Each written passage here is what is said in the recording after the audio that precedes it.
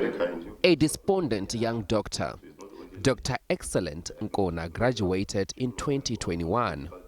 The 30-year-old has been unemployed since completing his community service in 2024. It is quite a difficult phase for anyone to go through, really. Also, because you wake up, you don't know what to do, start overthinking. You don't even know if, like, have you chosen the right career or what, are you gonna eventually get employed, or this is it, well.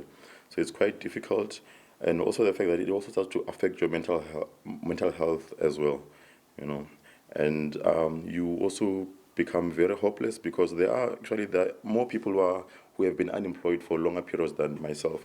Dr. Nkona is not alone. Zanele Fakude is a trained pharmacist. She also can't find work. Completed my undergrad degree, did my internship, then community service, and I thought by now I would have secured some form of permanent employment or a job, and I haven't. So I'm even considering going back to school at this. It really is demotivating because when you go to school, you're thinking that I'm going to come back and I'm going to be helping my community, I'm going to be contributing to healthcare, and that's just not how it's happening, It's like a waste of time and money. Hundreds of doctors and pharmacists share the same reality, despite numerous marches where they demanded that the government unfreeze posts in the sector. Unions say the problem is worsening year after year.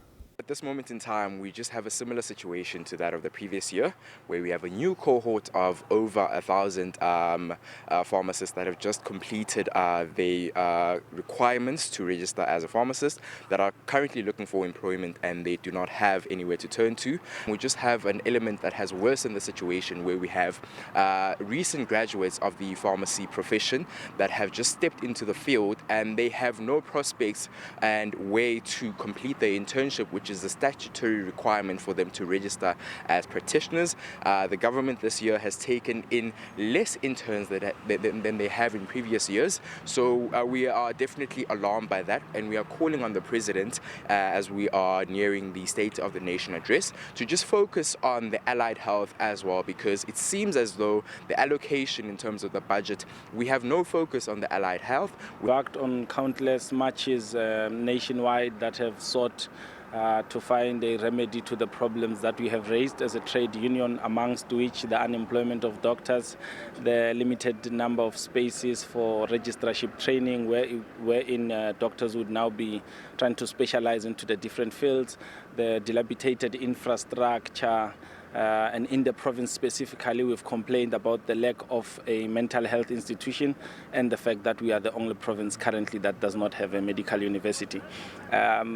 Whilst we still have complaints about the issue of unemployment of doctors, we continue to hope that in the State of the Nation address by the Honorable President, there is going to be an address of all of these issues that we have raised. And an analyst warned the impact could be long-term, and that young people may lose interest in medicine.